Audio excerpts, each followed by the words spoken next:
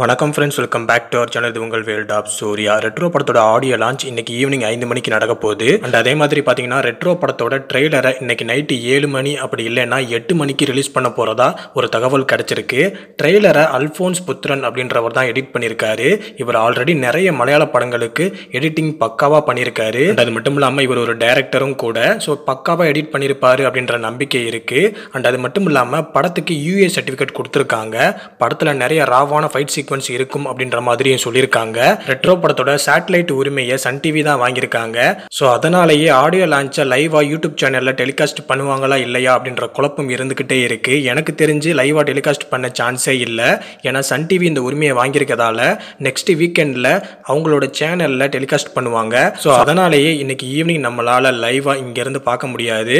So maybe என்ன பண்ணுறாங்க அப்படின்றத வெயிட் பண்ணி பார்க்கலாம். அண்ட் இன்னொரு சைடு பார்த்தீங்கன்னா ஆடியோ லான்ச்சுக்கு நம்ம சூர்யானா டிஃப்ரெண்ட்டான ஒரு ஸ்டைலில் டிஃப்ரெண்ட்டான ஒரு கெட்டப்பில் வரப்போகிறதா சொல்லியிருக்காங்க.